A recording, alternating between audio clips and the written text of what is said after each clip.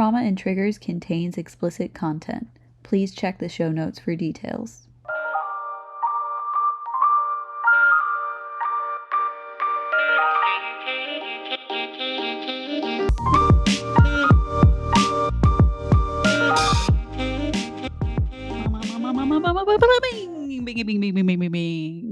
A new intro sound.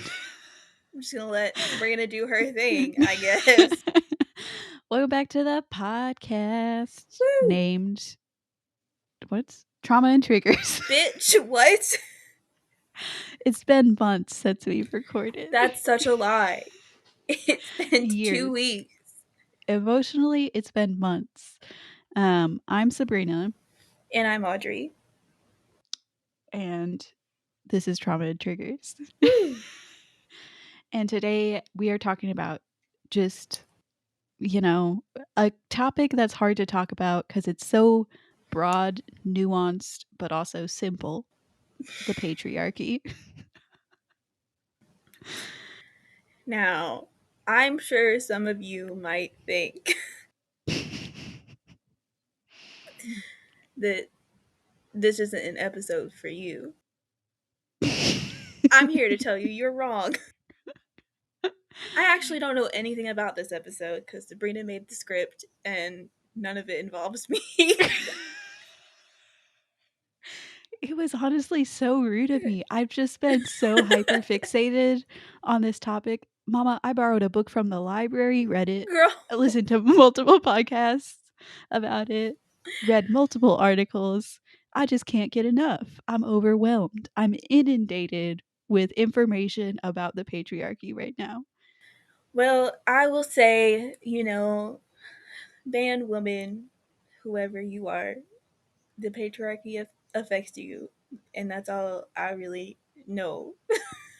I know it affects everybody. And Everybody's impacted. I'm here to sit in the background behind Sabrina and go, wow, when she says something interesting. So everybody enjoy, tuck in. Thank you very much. Buckle up, bitches. Yeah, feel free to interrupt, ask questions, tell me I'm wrong, just so we can have a heated debate. I want to tell this story, and I might cut this out, but I think it's hilarious. I might leave it in. So I told my brother that I had a podcast because most of my family doesn't know I have a podcast because they don't respect my identity. So I decided to be open and vulnerable with my brother and tell him I have a podcast. Um, and one of the only things he asked is if you and I ever like debate topics. That was the only question he asked. He was like, I think podcasts are so much better when the hosts are debating. I'm And, like, I feel like I don't want to hear an hour and a half of people arguing. Like sometimes we just want to be funny and enjoy hearing about topics. Apologies. Enjoy hearing about topics that we find fun.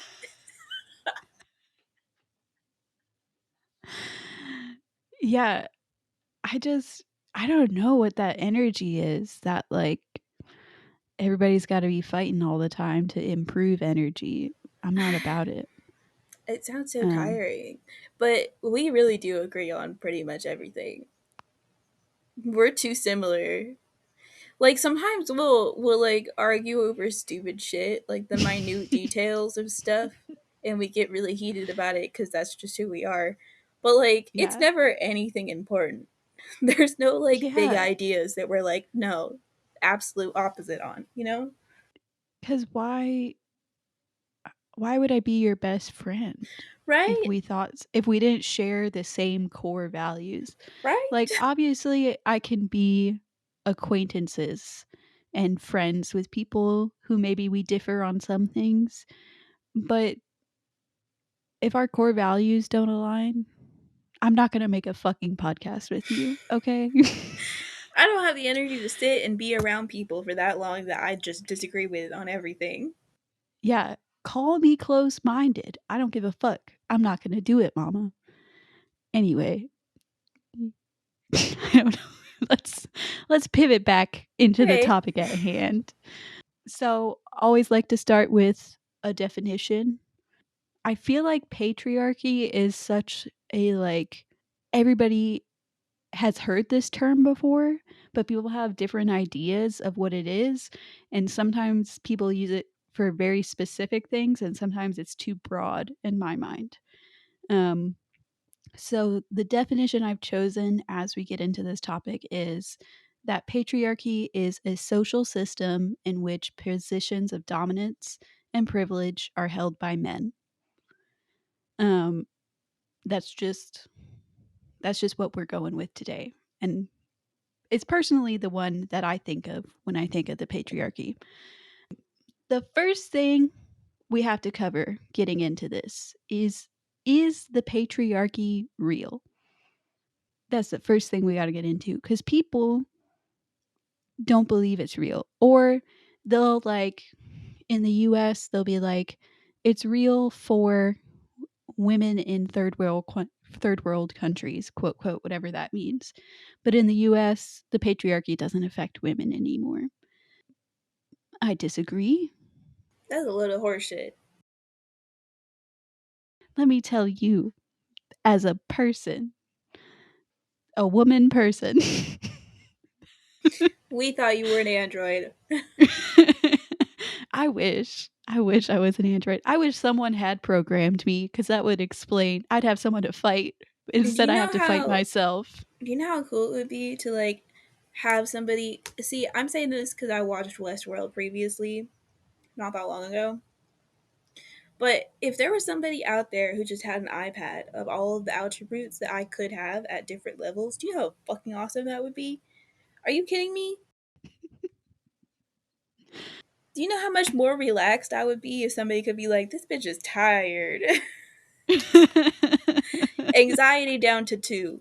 Great. Thank you so much. Dude, I go through like 12 years of schooling just to learn how to do that shit to myself. Yeah, I have gone through multiple years of therapy and I still can't do it. And now I'm trying medication, and we'll see about that. We'll see how that goes. So, some just real world reflections of the patriarchy is the pay gap. Now, I do want to give a caveat about the pay gap. Currently, if you use what's called a corrected pay gap, which is comparing men and women who have like the same job titles and have been working for the same amount of time, have the same level of education, the pay gap is only 99 cents to a dollar for women if you do a corrected pay gap. But the reality is, women are more likely to work jobs, even if they have a higher level of education. They're more likely to work jobs that are affected by patriarchal views of what sort of jobs are valuable and worth money. And this is something that I think you can speak to, Audrey, because you Oh, yeah. are in the psychology early education field and it's something you know about really well. So if you have anything you want to say, go ahead. Yeah, of course. I love to. This is a topic that I feel very strongly about. Um, so basically, I work in uh, both early education slash early intervention and psychology rated field. Um, and I did like all of my education is on both topics. So I've worked and been around a lot of people who do the same things and have been for a long time. Um, it's shit. It's stupid. Daycare workers get paid like $10 an hour max. Um, and like the mental health field has gotten very popular, very popular, and very what's the word I'm looking for? Like over like It's a A word. lot of supply, Yeah, there's too many overpopulated, people. saturated. Saturated is the word. Yeah. Um, so there's a lot of people out there who want to do it. Nobody's getting paid shit to do it, um, which means the quality is worse. That's just the truth. Any job where somebody is overworked and underpaid, the quality is going to be terrible on Mhm. some level. People just don't have the energy for it. And Yeah. I feel like the best example of this that I have for like th- to explain how this works, because everybody knows that like people in the mental health field don't get paid well. People with like bachelors in psychology don't get paid well. People in education don't get paid well. That's not news. We know what teachers make. Like everybody's aware of that. My professor in early education spoke on this topic. We had an entire class period where we talked about how much money early education people make. Um, and she said to the entire class that a professor, a male professor, in like engineering, any of the sciences, probably makes at least 20 grand more than she does as a professor in early education with the same amount of schooling, um, the same job title. They're both professors. They work at the same college. 20 grand less. For what? For what reason? For why? Like, j- what? I I don't know. I mean, I do know, but It's the I patriarchy. We're answering already, but we're gonna answer the question. But these job roles that are traditionally women do the work, like teachers, like nursing, like mental health, are typically underpaid. And one of the interesting reasons that I heard about on one of the podcasts is women were not taught by the older generations of women on how to advocate for themselves in the workplace, on how to advocate for a higher wage.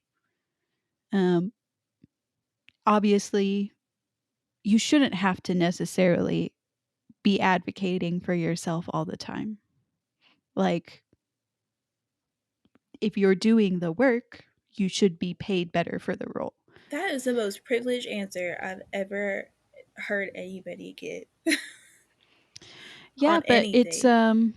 it's an important thing, like learning how to ask for a raise is something that men will talk about with each other, And but like women that don't necessarily talk about. that, I totally understand. Like, I get the concept.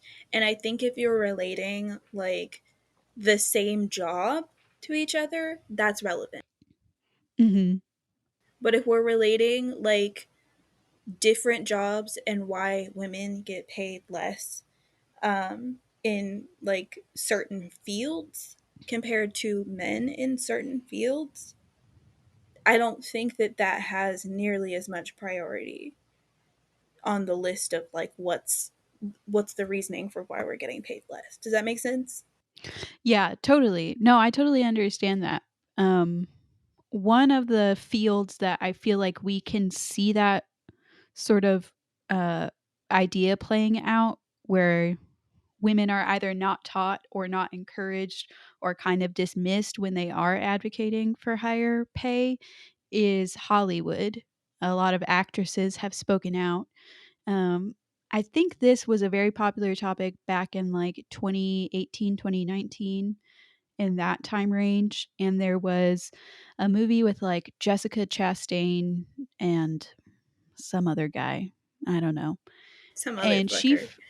some fucking guy. They were both co leads. It wasn't like she was a supporting actress or anything like that. She found out that she was making a third of what he was making. Oh, And up until that time in Hollywood, studios would not cast an actress and negotiate her pay until after they cast the man's and knew what his pay was, so they knew what their budget was. So they would base the budget of the pay off of the male lead. So they would have more room to negotiate his wage than her wage. Yeah. Which there's a lot of wealth in Hollywood, and sometimes it's hard to have empathy for really wealthy people. But if we can take our feelings of, rich people out of it, and rich women and privilege and all that, it's really fucked up that someone who is putting more or equal amount of work into a project is getting paid less based on their gender. Like, simplest terms right there. She did 2 months of shooting and her co-star did 3 weeks of shooting and he got paid 2/3 more than she did. Patriarchy, mama. But I also just don't like, I don't feel like that is just an advocating problem. Like, I feel like when people, bring up that concept of like, this is why, like, this is it, people take it and run with it, of like women Yeah, should just be advocating more and then they get more money. Like, if I'm starting out at a third of what my partner is making, you think I'm going to get equal pay just because I asked for a raise? Like, yeah. it's kind of ridiculous to like give that as a reasoning for the pay gap. Does that make I just yeah.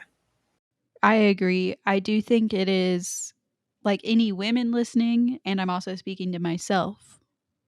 If we want equal pay, sometimes we have to learn how to ask for it.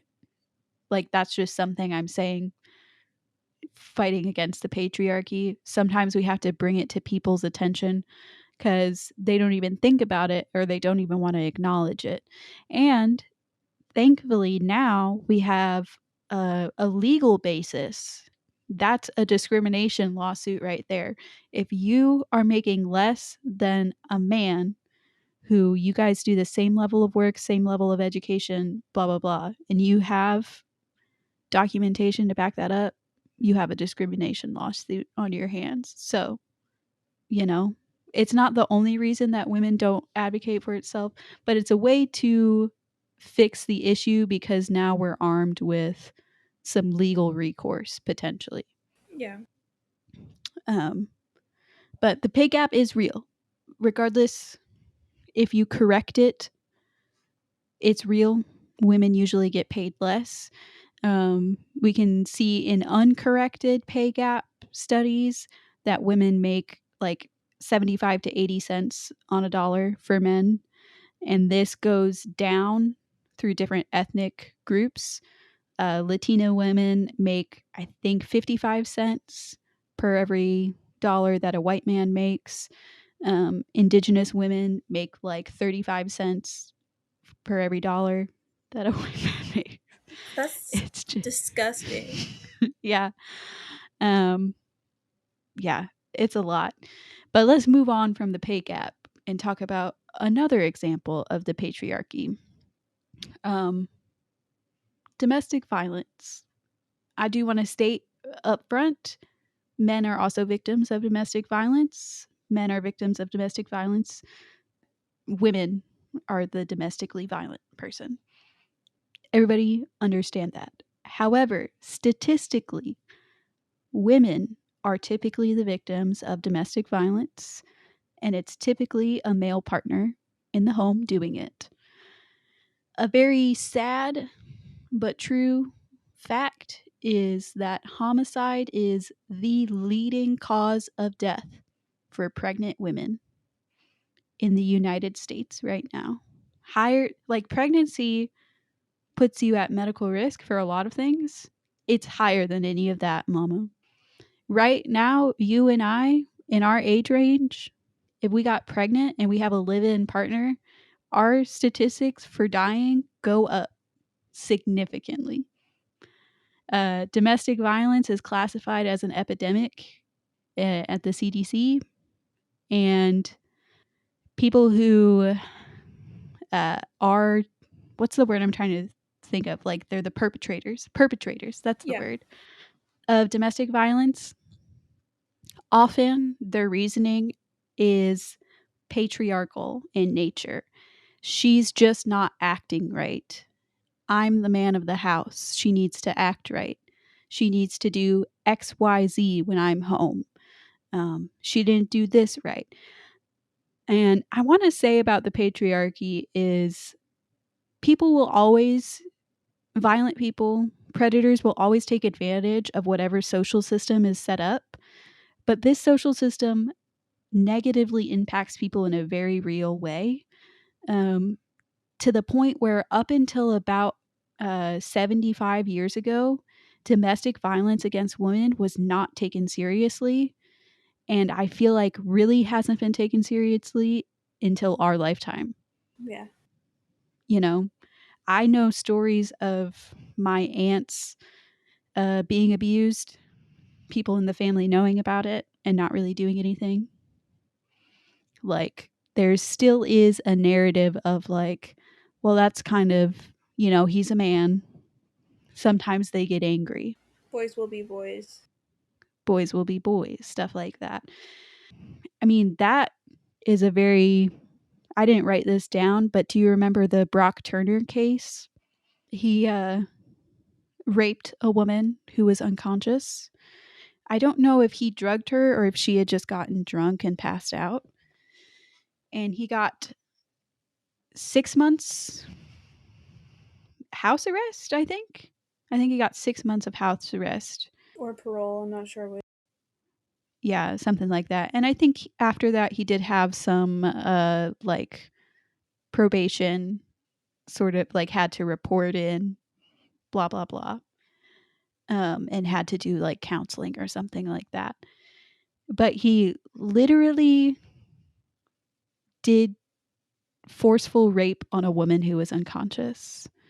Um, I remember reading about this case when it happened, and the two men who found her and him during the act were so upset that they started crying and throwing up. Like, it wasn't, not that sex abuse is ever mild, but it wasn't just some groping or something like Yeah. that. It was violent sexual abuse. And the judge basically said something along the lines of, I would hate to see such a promising young man's life get ruined because of alcohol. Or yeah. Or because of a mistake, I feel is something we hear a lot. Yeah. And, that is a very real example of the patriarchy. This young woman's life being potentially ruined by her being attacked and not getting justice doesn't matter as much as this guy uh, having a future. His promise is more valuable than whatever her promise was because he's a man. It's, oof, I'm getting into it. I can feel the adrenaline. Mind boggling. Yeah. I It's just that I think, especially when it comes to sexual abuse, the thing that has made me the most angry about all of it is, first of all, how prominent it is. It happens so often. Um, Hmm. and also just like uh, the lack of justice for any victims of sexual abuse. Because the whole thing of, like, it's not easy to prove is, first of all, come on. We turn away a lot of evidence for sexual abuse based on, like, technicalities that really aren't necessary.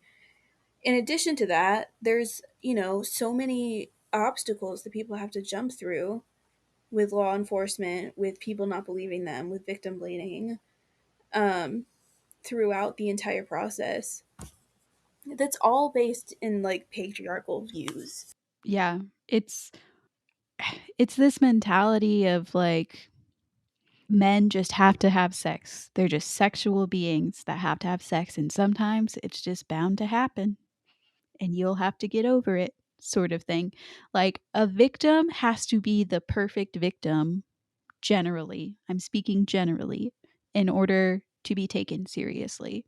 And district attorneys will not prosecute a case if they think the victim isn't believable. So, serial predators can target, women who are addicted to substances, sex workers, um, Homeless women.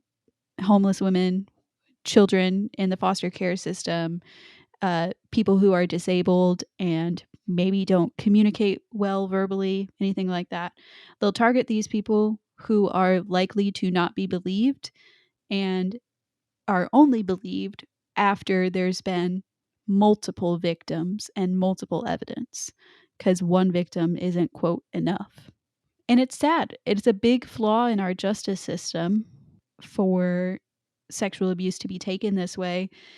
And one thing I want to comment about sexual abuse and its negative impact on both men and women is men are less likely to report sexual abuse. Everyone is not very likely to disclose sexual abuse. Men almost never disclose sexual abuse because people don't believe them or don't take them seriously. If there is a female abuser, we'll say in the case of children, a female pedophile, and she is abusing a teenage boy, uh, people will think it's great almost. They'll be like, That good for shit you, pisses me teenage off. boy. Yeah, That shit pisses it's me off.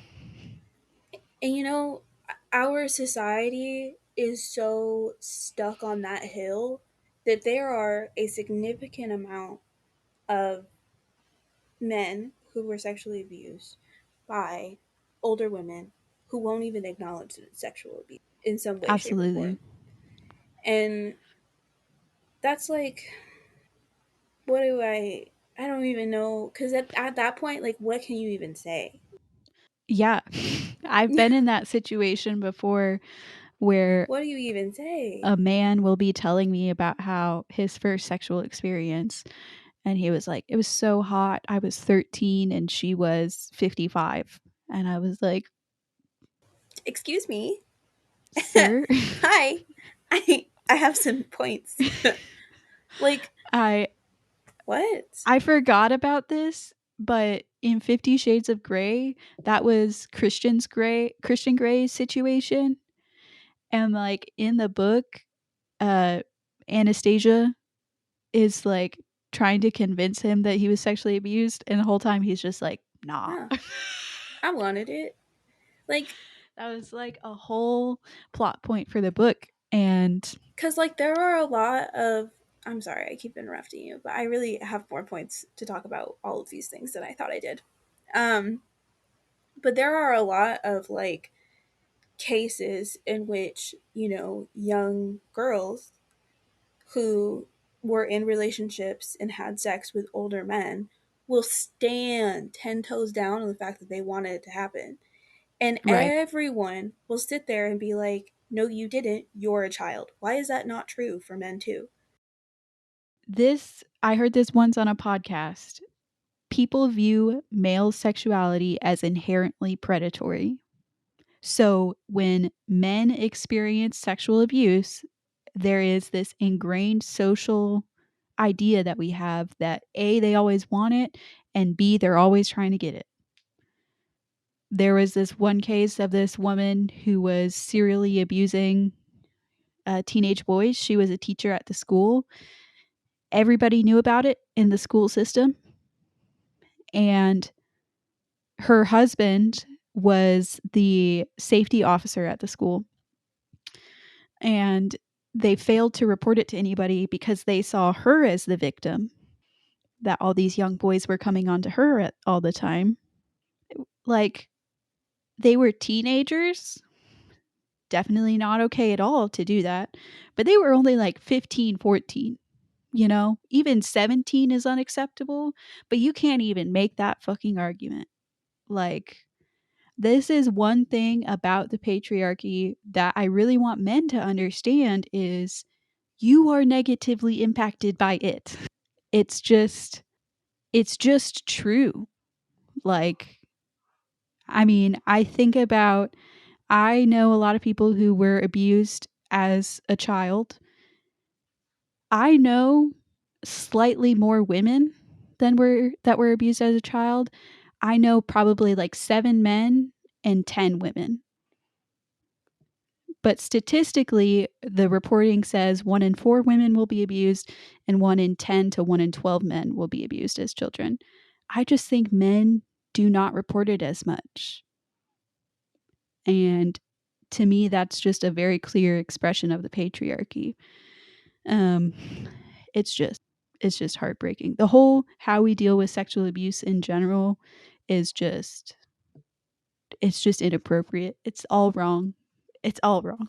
Because how did we get here? How did we just start? I feel like people treat it so casually. It happens so often that it's like just something that happens. Yeah. It's not.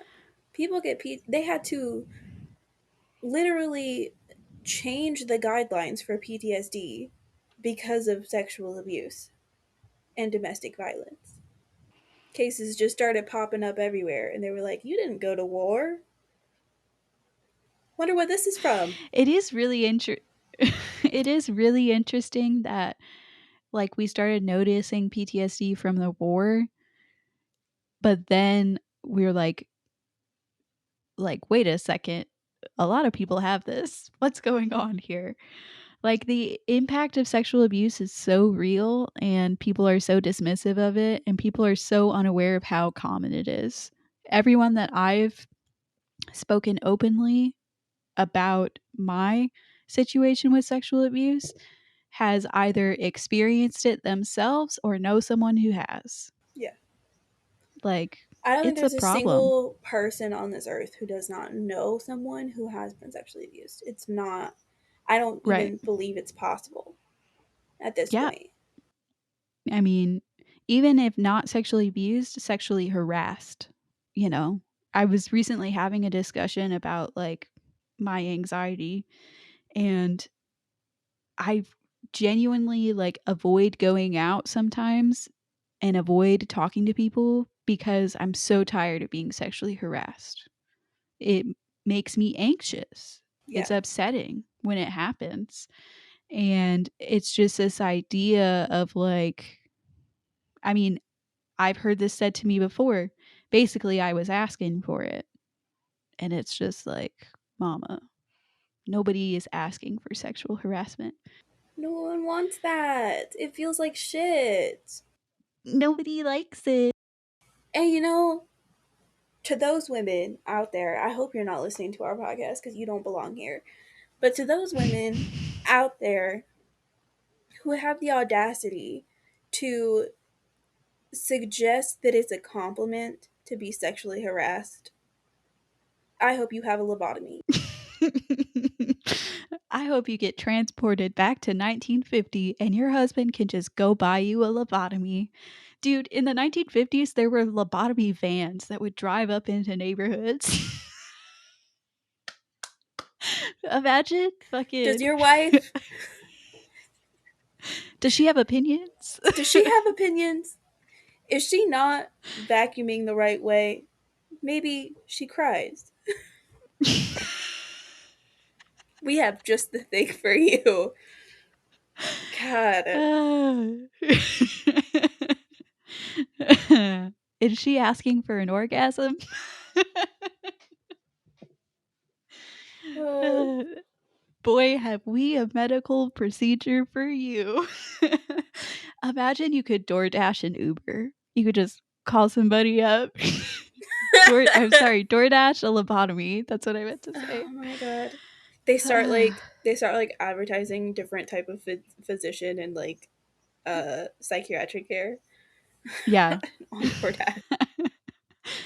Shit, I would go for a lobotomy. If I could consent to a lobotomy, I would go for it. I really would like Uh, to try electric shock therapy. I'm not gonna lie. I give it a little taste.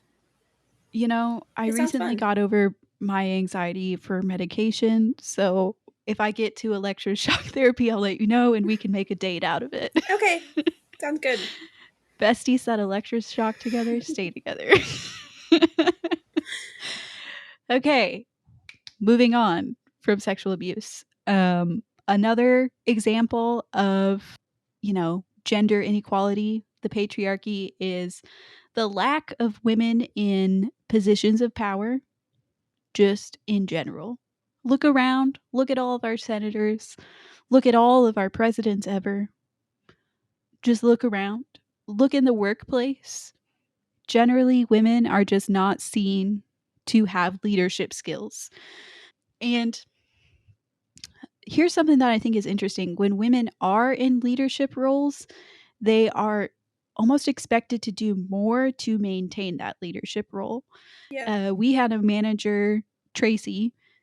She was doing everybody's job a little bit. She was doing a little bit of everybody's responsibilities in order for people to believe that she was allowed to be in that position, And also got paid less for it. and also got paid less. Yes, she did get paid less. That did indeed happen. And, when I've been in positions of leadership, it's really frustrating because the men in the positions of leadership can kind of just do fuck all Yeah.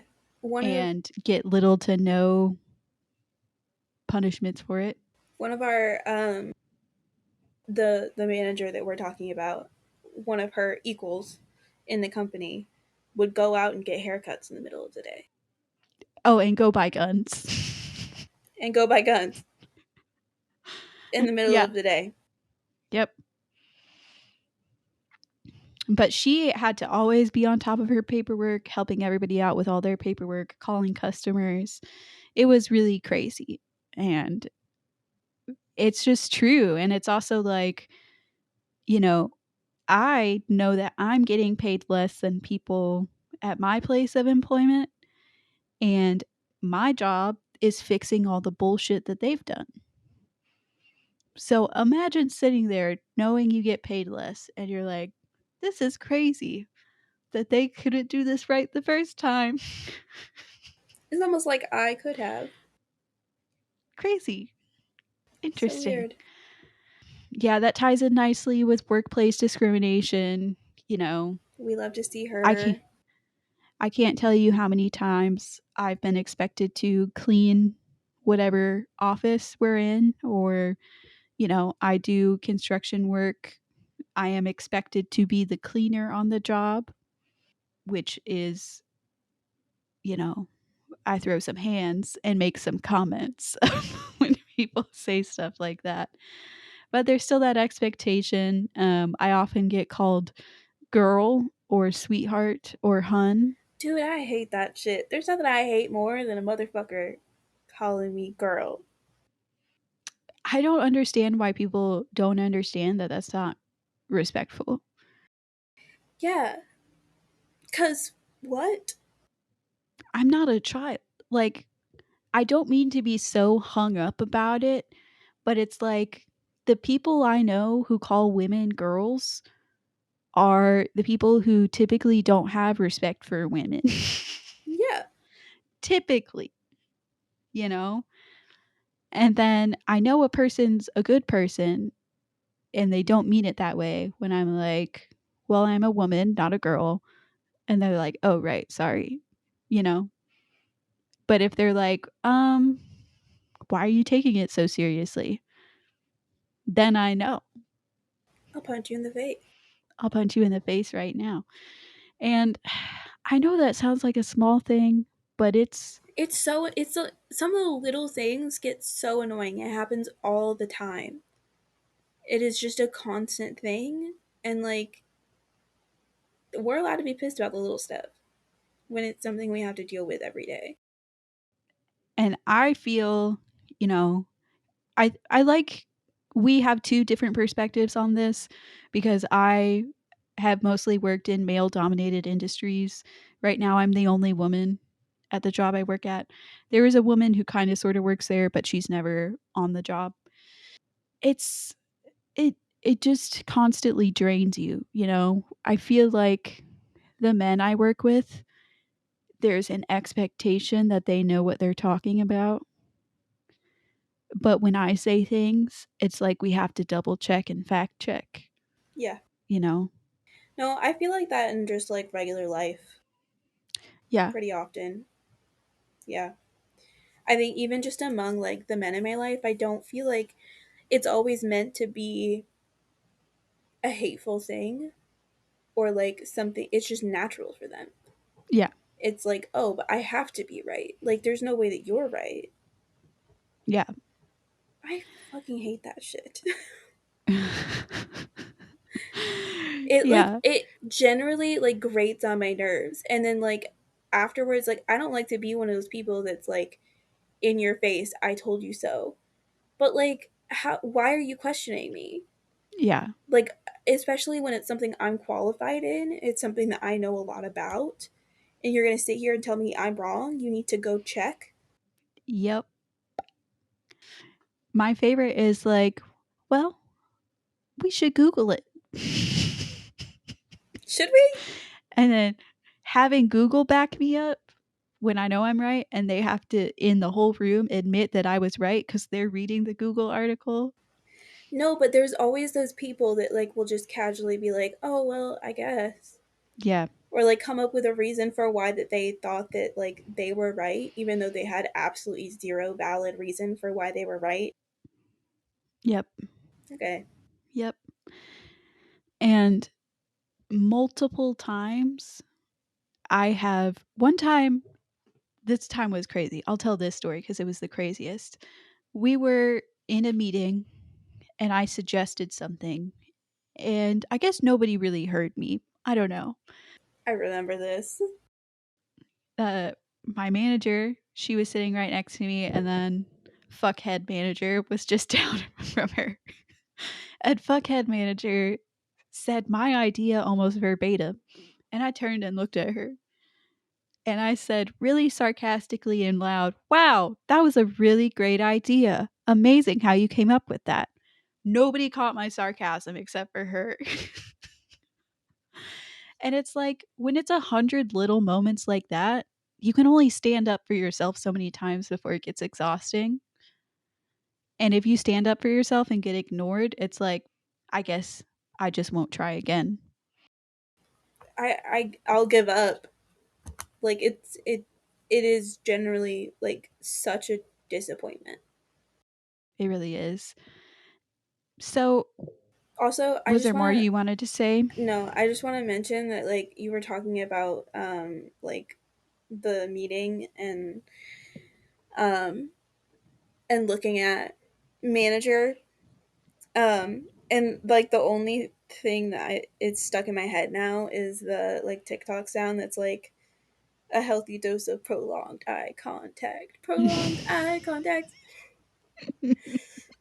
That's I so love that sound. relatable. So, this next, we're still in the first section of this, and we're 45 minutes in. Jesus Christ. This might have to be a two-parter. Baby, we might make it a two-parter. But the next part that I think proves that the patriarchy is real and feminism is a valid thing is the psychological impact on women as being victims of gender equality. Um, this first part is going to be globally, so not just the United States. Globally does mean everybody. A lot of the world is sexist. A lot of the world is sexist. Let's just say that now. Yeah, Like, one you of know, my pet peeves for myself is when I say a word that everybody knows the definition of, and then I define it. It's like we it's all just for emphasis, you know? I get it. It's fine. so inequality that affects women globally. In comparison with men, they have lower rates of schooling and employment, less pay for similar work, higher levels of stress, higher rates of unpaid work, such as caring for sick relatives and children, exposure to higher rates of sexual assault, intimate partner abuse, and gender based violence, and a lack of representation in government. According to a 2022 article, women with mental health conditions outnumber by men by as much as two or threefold, depending on which mental health disorder. Women are twice as likely to have generalized anxiety disorder, twice as likely to have panic disorder, twice as likely to develop depression during their lifetime, 4 to 10 times more likely to have an eating disorder, and more than twice as likely to develop PTSD. This next one is interesting to me. Um, Women are more likely to attempt suicide, but men are 3.63 times more likely to die by suicide. Generally, men use guns. Yeah. That I've heard that statistic before. It's a very like men's rights statistic that people use to kind of like prove that, you know, they don't have rights or something. I don't know. Cuz like I feel like most women I interact with don't believe that like, you know, men aren't impacted by the society we have. Like no one's trying to Yeah, deny the fact that like men also have to deal with shitty things throughout the patriarchy. But no, it's such a like big thing like oh mental health for men is worse because we kill ourselves more often, and it's like you just use more effective methods. Like yeah. at the end of the day, that's what we're talking about right now. And men are less likely to get help for their mental illnesses, mental whatever, because of the patriarchy. A good, strong man doesn't need help. Yeah, god forbid. And it's just not true. Um, yeah. So, just generally, men are less likely to report mental health issues, but it does seem that women are more impacted by mental health issues. We finally covered that portion. The Yay. the patriarchy is real portion. Now we're entering science and history. Yes. So often I find that people that are either pro or neutral patriarchy, um, or they like, I just see this sort of narrative out there that the patriarchy is natural. It's just how things are meant to be. It's how humans are set up biologically. Um, it just is how things are meant to be, and it's how things have always been. Kill me now. And I want to start out by saying, let's say for argument's sake, it is how things have always been. Things are changing. Things have changed. If it were how things have always been, which we'll find out it's not, but if it were, that doesn't fucking matter because we can see that that societal order is not working for us anymore. And it's time to move on and adapt. That's one of the things that you know, anthropologists have argued about why humans have been able to be around so long is because we adapt. We have to adapt our societal structure and move on. But let's get into why this is not just how things are naturally, in my opinion, and the opinion of people more educated than myself. Historians and sociologists. Yeah. Something that, like, sort of pushes this narrative is the people who started studying history, archaeologists, scientists, historians, they had their confirmation bias. If you live in a society where patriarchy is the norm and you look back at the past, you're going to expect that to be the norm because you have this bias that that is the natural order of things. We are always limited in our view of the past because it's colored by the lens of the present. It just is what it is. Like, we look back at the past now and we see more gay and queer people than there might have actually been in the past because we have an identity and a label for queer that they never had. So that's just something to keep in mind when we're learning anything is the perception of the past is always colored by the future. So it's going to change over time. And these bitches were also wrong. So often an argument is like, look at the animal kingdom. Look at our closest relatives, the primates. they're all male dominated species, and women are always smaller, or females. Sorry, I should say females and males. Females are always smaller. Um, this is, in fact, not true. And more information is coming out about more and more animals being female led than male led. It was only until recently that we realized that lions are actually a female led society, social group. Um, but when it comes to primates, the bonobos, I don't know. I heard this on a British podcast and they pronounce words funny. So I don't know if it's bonobos or bonobos. But anyway, they are female led and they're also bisexual as hell. So, in spite of the fact that females are often slightly smaller than males, they are able to lead their society and call the shots and, pick their own mates and choose mates for the other females and stuff because they form such tight social bonds. Even when the females aren't related, they will cement these relationships and ease tension by rubbing their genitals together.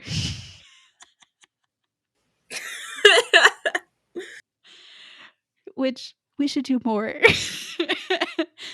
as women. Just to, you know, ease tension. Might help those mental health rates. I remember a BuzzFeed video. It was kind of crazy. It was all these women talking about how they had started masturbating on their lunch break, which is like more power to you, but also feels weird to masturbate in a public place. Just Yeah, saying. that's odd. If you work from home, though, like, maybe I get it. I don't know. It's still odd, but, like, you do you. So, some other animal groups that are female led are hyenas, killer whales, lemurs, and elephants.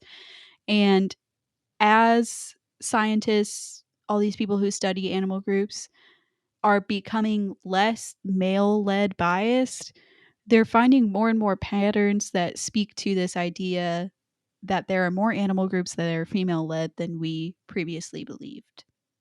And this just hammers home the point that just because something is traditional doesn't mean it's natural. And also, natural and normal is nothing. What do those words even mean? Those things are constantly changing. Yeah, Do you know what I'm saying? Like, normal changes over time. What is normal to us is not going to be normal to the next couple generations. that's for sure. And yeah, same with the past. What's normal to us wasn't normal to our parents when they were our age or their grandparents. So it's like they couldn't imagine two women having a podcast saying fuck all the time, you know? But it's pretty normal. There's so many women that have a podcast that say fuck all the time. So it's like this is the new normal. It's just very interesting. It's interesting how perception, it doesn't, we all have these biases. Even these people that we respect so much in our culture that we're like, oh, they're so unbiased, they're scientists. They have these core assumptions about reality that they just can't get rid of, you know? So, Audrey, you were public schooled and I was homeschooled. In your public school setting, or maybe like your gen ed classes or anything, did they talk about how the patriarchy came about in any of those classes? Absolutely No. not. No? Okay. I just wondered. I had met a couple people who, um, in college, they talked about how the patriarchy came about. All of my schooling was in East Tennessee. I cannot explain to you how unlikely it is that they talked about that. Okay. I don't know. Maybe you took like a women's studies Yeah, course they or didn't something mention like it that. there either, that's for fucking sure. The story, the narrative about how the patriarchy came about is this story that like when society started becoming agrarian, i.e., they started farming and stuff like that, women couldn't handle physical labor and they were just in the home, making the home, cooking stuff, and making babies. That's the narrative of like how we got to where we are in patriarchy. This no longer seems to be the case. There are societies that were agrarian and we see little evidence for like a gender bias. There were women who were buried as warriors and as big game hunters. They're going back through what's it called? What's it called when bones get trapped in rock? Fossils. I had the word. I was about to say it, but I'm glad you got there. Yeah. They're going back through fossils and they're realizing that they had this bias that a skeleton buried with a bunch of spears and other warrior accoutrement would be a man. They assumed they And were men without double checking? yeah. The And then audacity. they check the pelvis. Lo and behold, that's a female pelvis. So it seems like women were doing the type of labor that we often decide only men can do. From my own personal perspective, I do a lot of typical male labor.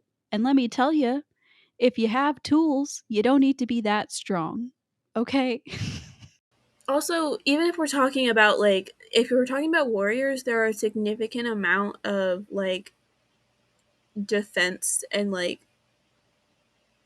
fighting techniques that don't require strength either. Yeah, I should speak to that as a martial artist. Yeah.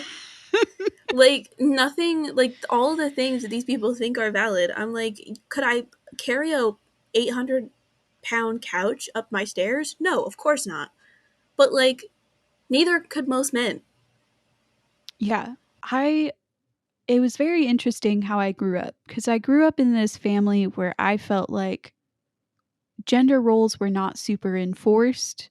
You know, my mom was more of the handy person and like the can do girl. And, you know, for a while in our family, she was the breadwinner. Um, there was a time she was a stay at home mom, blah, blah, blah. And I grew up doing martial arts with all my siblings. My dad is a very well trained martial artist, and he taught all of us martial arts. I can to this day legitimately throw my 230-pound father on the ground and pin him down to the ground. Can he get out of the pin because of his years of experience? Yes, of course. However, I can still throw his ass on the ground. And of course, he can throw mine on the ground. You know, I'm not saying there's not physiological differences between males and females. Generally, they're stronger, generally, they're bigger, but you can still do things. I don't know. I don't know how to get this across to people. Yeah. Uh, It it might look different the way I do something than the way you do something, but it can still get done. That is the old story. I don't think that story is very believable because I think women are strong enough to do farming. Women are strong enough to be warriors and hunters, strong enough to build stuff. I know because I do these things. I'm not a warrior or a hunter, but the other stuff I know how to do and it can be done. This is a quote from The Patriarchs How Men Came to Rule by this brilliant journalist, historian lady. Um, I hope I say her last name right. Angela Saini. Saini. She's Indian. I don't know how to say her last name. I'm so sorry. Um, this is from her book. She says, there seems to be little convincing proof for the existence of matriarchal utopias that were overthrown in one fatal swoop, nor is there much evidence that women's oppression started in the home. Instead, we can see it in the historical record around the same time that the earliest states and empires began to grow.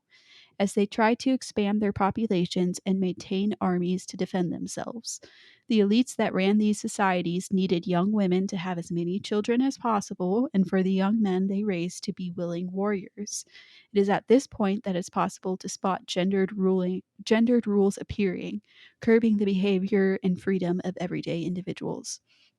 So her argument is that our patriarchal ideals don't come from an agrarian society, but rather states and empires encouraging citizens, like now, to have one monogamous partner and have multiple children with that partner. And women cannot necessarily have multiple children and be working all the time. They can have more children if they're being supported by a man who can take care of all the other stuff while they're growing babies. Does that make sense? I also want to mention that we did an episode on gender expression, and I feel like this is answering some of my questions. Yeah. I was thinking that too as I love when I can like get new information that answers unanswered questions we had on the podcast. I So almost want to do like an it's update so episode. great. Hey, No, we because learned like more. I was so confused. I'm like, there's like, where did this shit originate from? Because I know it's not like we aren't just like this. I know damn well we aren't just like this. So what happened? And I feel like I've gotten some answers today. So that's great. Yeah, it makes sense. And it's something that I've said for a while in like the modern day stuff is like our idea of a good person in a good society is they couple up and they have multiple children to expand the population because a government's power is in its population. And if their population decreases, that's a weakness for them. So it's just very interesting. Like, I think this makes so much more sense to me than the narrative I've been told about, well, we started farming and farming was too hard for women. So they went inside. And I can't believe I ever believed that or even thought that that was probably where it came from.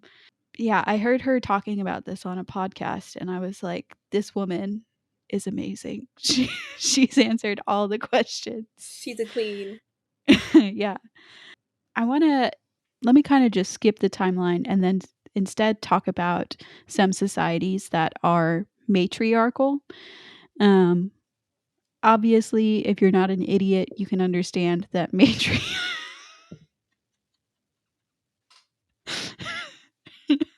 matriarchy is female dominated society.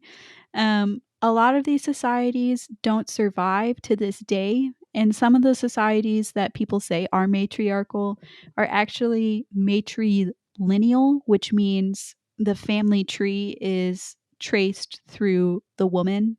So you would take your mom's maiden name and you would pass down your maiden name.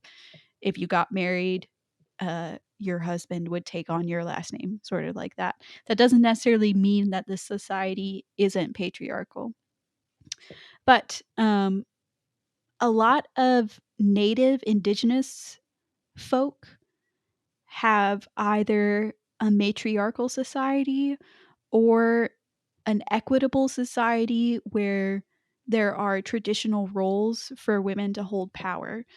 So in the Haudenosaunee, which is commonly called the Iroquois tribe, they essentially choose the next chief to lead the tribe. There's a group of women in that tribe that will choose the next chief, and they're very respected in the community, and they hold a lot of power in the community. It's not necessarily a matriarchal society where only women or significantly women have the power. In my mind, it seemed more like an equitable society where there are these roles, like I said, that are traditionally women held, that people respect women in that way. There is a society that still exists to this day that there are real men's rights activists because men are really discriminated against in this society because it's so matriarchal. It is the Meghalaya people in India, and men can't own property. Only recently have men been able to vote in that society. There is a, let me see. Yeah, from the BBC News, there is an article called Meghalaya, India, where women rule and men are suffragettes. And one of the men, he talks about how much he doesn't use the word grief, but he has a lot of grief because whenever a man is born, everybody's like disappointed. When a woman is born, everybody's excited. So part of the reason that's the case is because the wealth in the land is passed down through the women in the family. So when a woman is born, just like, in olden times in America and Europe, they knew, or hold on, the vice versa, but they know that their family is going to have that land and power for the next generation.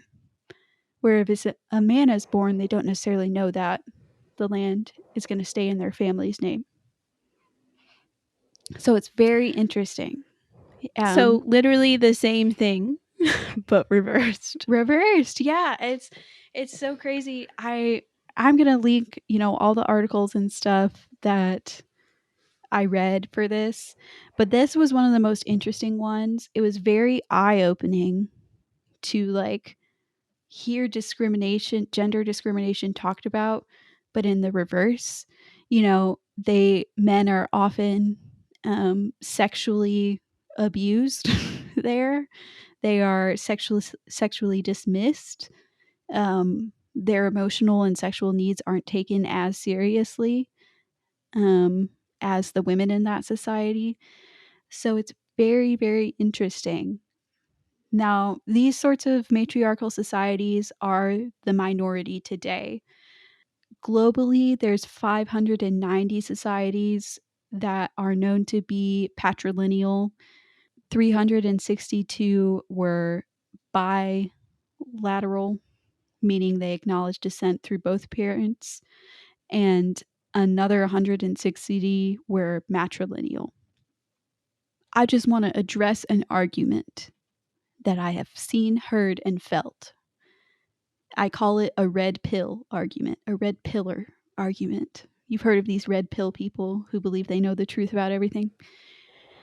Yeah. So Yeah. the argument is basically, if the majority of societies that have survived are patriarchal, that means the patriarchy is the best thing for societies.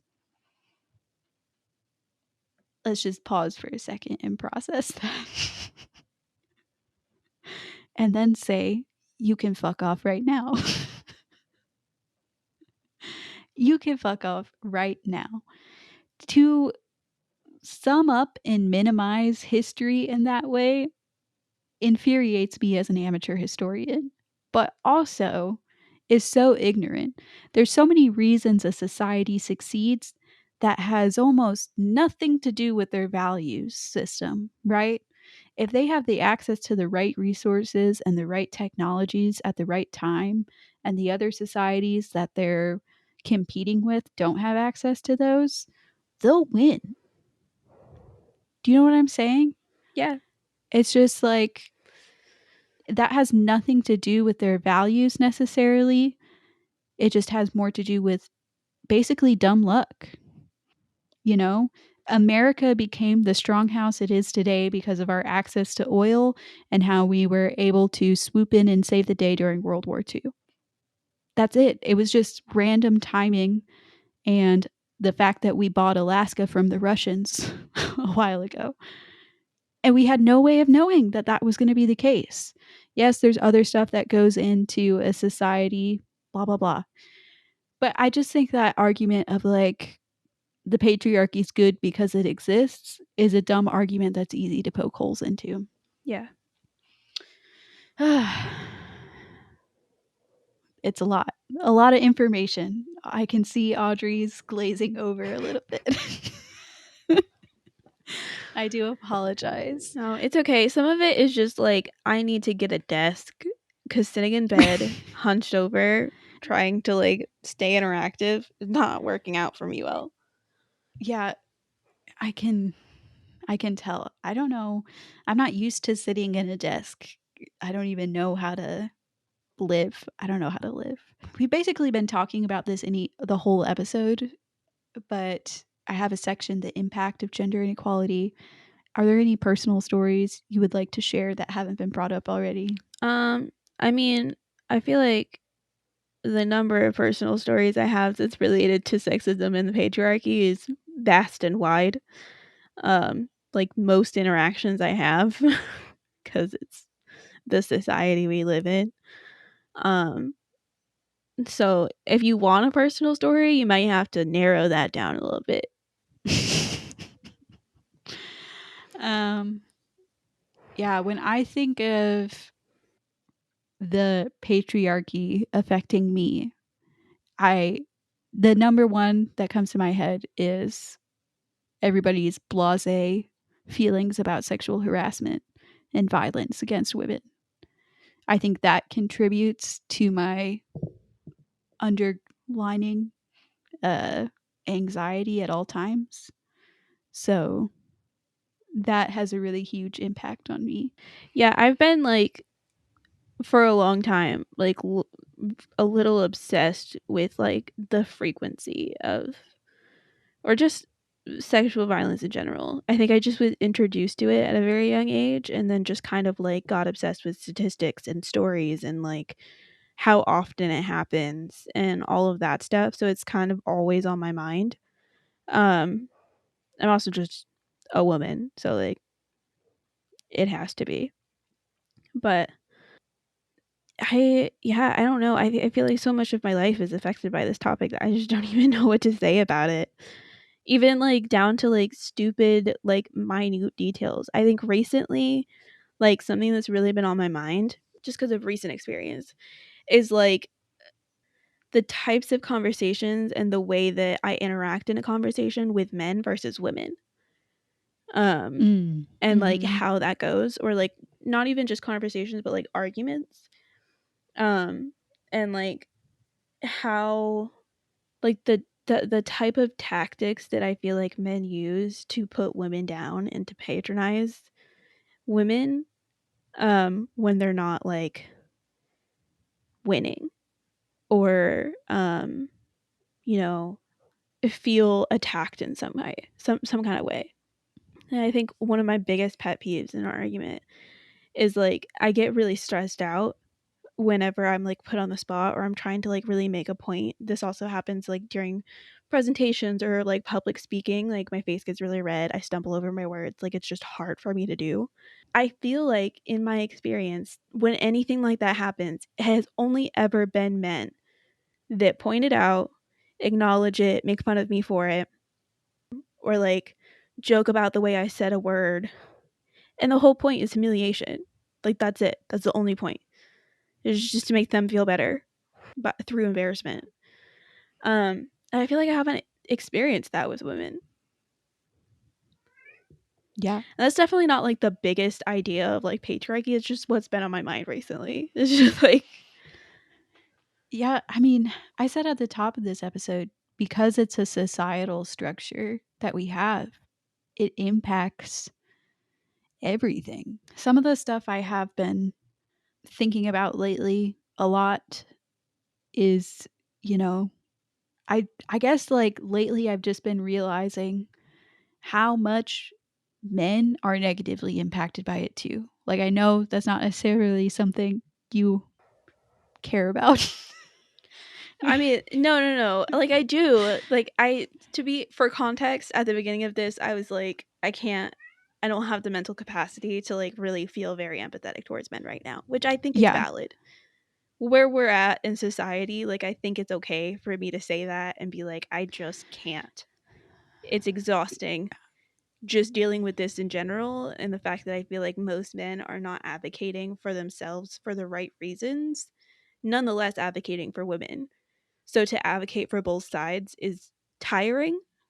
Um, but I do care. I think it's important. It's just Yeah, I often feel like when I'm with people who very strongly identify as feminists, I don't fully agree with them because there's a lot of like men hating that's not just like a joke to let off steam. Like when we're frustrated with our partners, I feel like we can make jokes about, how men don't deserve to live. But like it is a joke. Like we Which are sounds so joking. bad, but we know that we're joking.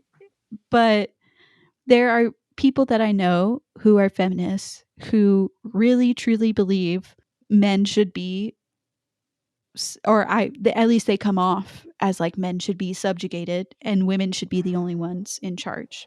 Which is not the basis of feminism. Like at the end of the day, that is not the basis of feminism. Right. I think that is what people get confused about, because there are women out there who do believe those things.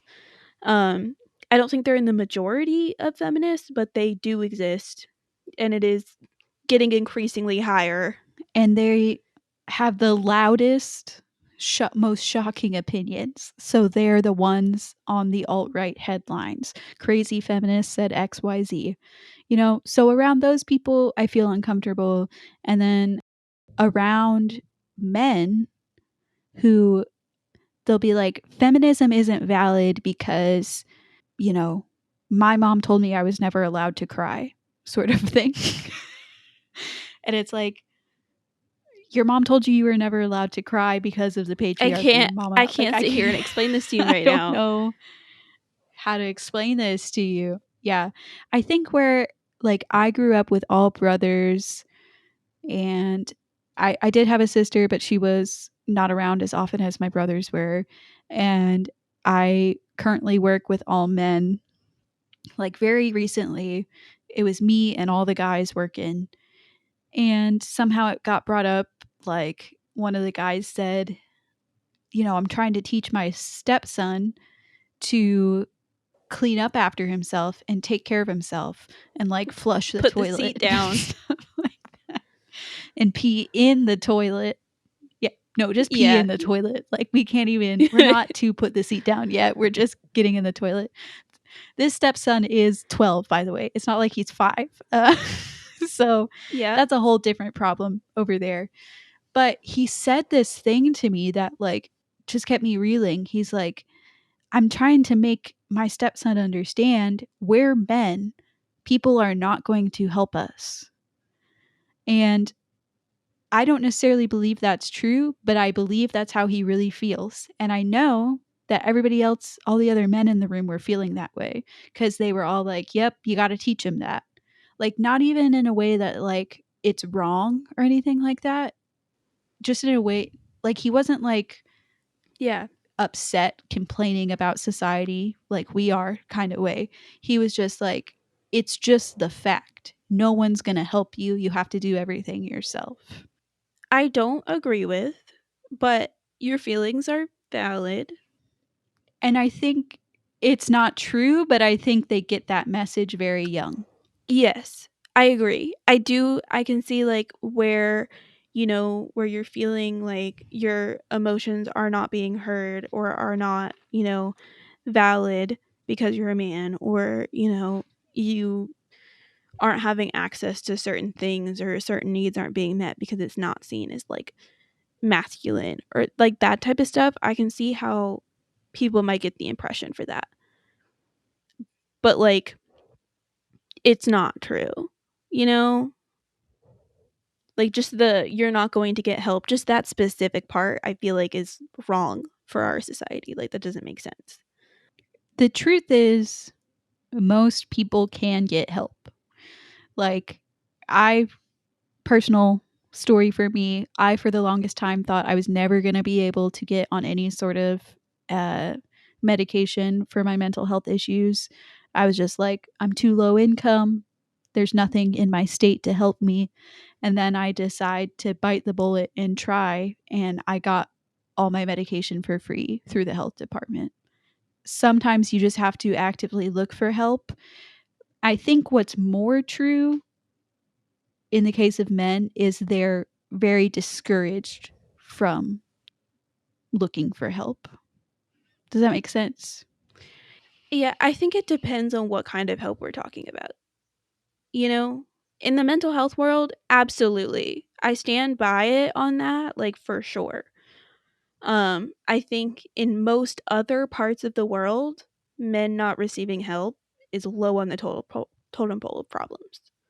I don't feel like in the justice system, white men, are lacking in help. I don't feel like just general like life course, like a 12-year-old who can't pee in the toilet or like cook or clean, it's because his mother does all of it for him. He's getting plenty of help. You know, like I think that's where my head is at with that. That's I agree with that. And that's its own set of like his mom doing everything for him. To me, has It's its own set, negatively impacting, yeah. yeah, of like this is also an expression of the patriarchy. Like, how many men do we know where their parents never taught them how to cook because they were like, well, Yeah. you're going to meet a wife that'll do it for you, which is like everybody should know how to cook at least a couple of solid meals. Do your laundry, I don't know, the dishes probably. And the reason it frustrates me so much and I get in this loop is like I can't talk to men about this because I feel like they won't hear it, because if you bring up the patriarchy, they immediately have this association of like you're a feminist who's going to bash me or whatever it is. Like it shuts down the conversation. So I have to, if I want to bring it up, word everything very delicately and carefully. And it's like, Mama, I can't do all of this. I don't have the energy. I'm so tired. It's not super a personal story. It's just like really been on my mind. I'm like, you guys are really negatively impacted by this, but you just don't see it. And I don't know. And you blame women. Like, we're both sitting here blaming men and women when we should be blaming the rich. The elites of the society. They're the ones who profit. Yeah. The people who decided that, you know, we needed to make more babies and so that we could industrialize. Yeah. Yeah. I think it's very interesting that Mr. Elonimus Muscamus Yes. is out here making babies with all these people, abandoning them, and encouraging everybody else to do the same. All men should be doing that too. I really need to Um, update myself on Elon Musk cuz I feel like I learn a new thing about him every goddamn day. I swear to God. yeah. Have you heard about his Cybertruck shit? Where Yeah. it chops off people's fingers and stuff like that? No, I didn't hear about that. But however, there is a story out there that it looks so much like a trash, like a dumpster, that Oh raccoons are yeah. trying to dig into the car. I I did live. hear about that. I Didn't hear about the finger thing though. That's also new. yeah. Essentially like the trunks and the front trunk, it's made of stainless steel, so it's sharp and strong, and it doesn't have like a sensor to not shut, so it'll shut on people's hands and cut off their cut off. Apparently they updated the software so it won't do that anymore, but maybe it shouldn't have done that. Maybe. Yeah. I just the patriarchy's bad, mama. And you know, we can only I think the best thing that we can do to fight against the patriarchy is give up. No. Just It's too big. Um I don't know. I don't I know don't what know the best either. thing is. I think it's I think education is the best thing. I think really it's just hard to push education within the society we yeah, live in. You know what it's I hard mean? to get the message. Yeah, it's hard to get the message to the people who need it the most because the wording in the message is so like inflammatory because of the associations with words like the patriarchy, feminism. Maybe we should just say everything in Pig Latin. for April Fools, a whole episode in Pig Latin. Can you even speak Pig Latin? No, I can't. I will. We could probably get an AI to talk in Pig Latin in your voice. Isn't that so scary? It really is. It's so scary. AI is crazy, man. Um, do we have anything? No, Do we I have don't think anything? so. Um, uh, I, you know, I hope this reaches the right audience, Yeah. and I hope you guys are willing to listen to what we have to say. Yeah, I hope the people who are like knowledgeable about patriarchy and feminism maybe have some new information that they can be empowered I by. also hope that people don't make the assumption that I hate men, because that's really not what it is. I'm just tired. I'm just tired. I'm just Like, tired and at the end hurt of the day, and over it. there's another story about like kind of my job. And this is not necessarily like, it pissed me off because of patriarchal reasons, but is not necessarily about the patriarchy. So I visit a lot of different cultures in my job. There's a variety of people I might interact with. And the general rule of thumb within my job is that I adjust myself to their culture, which I'm on board for. Absolutely. Um, However, there are quite a few cultures that are heavily against women having rights or thoughts. And so, whenever that comes around, I have to adjust my entire ability to communicate with the family because the patriarch in that situation is more important and holds more weight on decisions and topics. So, I have to go directly through them, but they can't talk to me because I'm a woman. So, I have to indirectly go to the mom if I have other words to say, and also just, you know, uh, let whoever is male on the team take head on the whole conversation because he's a man. That pissed me off. That pissed me off. Because I'm a very respectful person. Even if I don't agree with what your culture represents or does, or like certain attributes of a culture, I will respect it to the best of my abilities. I don't like the idea that it is expected of me to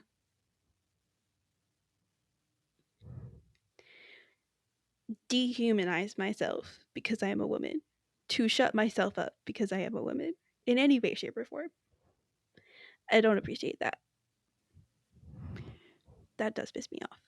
Was it like religious sort of cultural Um, thing or I don't know. I think it's just it's some it in some ways it's related to religion. Religion is part of culture, so it's not necessarily like just a religion thing or just a culture thing. right? There are plenty of people who have the same religion who don't have the same views regarding, who's allowed to speak. But there are some cultures with those values. Um, Who's allowed to speak? Oof. Everybody's allowed to Mama, speak, everybody. especially Everybody regarding should be your allowed to children. In these types of relationships, I feel like generally speaking, the woman is the one taking care of the child more, but she's not allowed to speak in this situation and have opinions and direct conversation about what she has the most to do with in the household. That is very upsetting. One thing in my workplace that bugs me is we do renovations, and often the woman of the house will kind of be like the person doing the renovations in the sense like she's deciding colors and what walls are going down, what walls are going up, stuff like that. And so many times I've heard my male coworkers say things like, "Oh, she just likes spending her husband's money. She's such a gold digger," and just stuff like that. Or like often the woman will be called nitpicky, pain in the ass, just because she wants stuff done right in a way that looks good and, finished well and all that. So that's something that bugs me, that it's hard to, like, when those comments are made, to speak to that other than being like, "Oh, I Yeah. never got that impression from her." It seems like no matter what we do, something is wrong with it. Like someone has a problem with our existence. Yeah. You know, I really feel that way. You know, I've been called both too much when I speak out. I've been told I'm too bitchy, not bitchy enough. Like, everybody has something to say. It feels like when you're a woman, you're either too much, too little. And it's like, what if I was just me? What if? I just wonder how different life would be if I was born a man. Like, I Yeah. wish I could compare the two I doubt we would situations, know what we know you or know? feel the way we feel if we just grew up as men. If we transferred our thoughts, Yeah, if we don't they do that in Westworld? Transfer people into different bodies? sometimes. Yeah. That would be sick. Um, but there was this trans man. He talked about how much he realized sexism was a thing after he transitioned and was like fully mask passing, whatever you want to call it. He was like, when I was a woman, I was so stressed out all the time. I constantly had to fight for my voice. I constantly felt like people didn't believe me and were belittling me. I felt under threat all the time. And now that I am very masculine and people see me as a man, that just doesn't happen as much. And I'm like, that is such a great perspective to have, because sometimes I'm like, maybe I'm thinking about this too much. Maybe I'm overreacting. But having a person who's lived both fully feminine presenting and fully masculine presenting, and they can kind of like compare and contrast those two existence, and they were like 100% being a man is 10 times easier than being a woman. I was like, we're right, ladies. Feminism is valid. Yay. Yeah, I hate that we have to second guess our own We did experiences. it. Yeah. Yeah. Which is something I do constantly. I wish I could just be like, this is how I feel, and I think this is and this is why I feel how I feel, without having all these qualifiers. Like, maybe I'm wrong.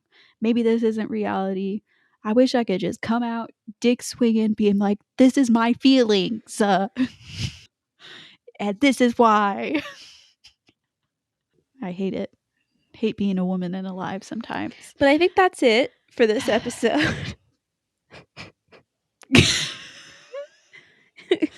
In summation, hate being a woman, hate being alive. Two things can be true.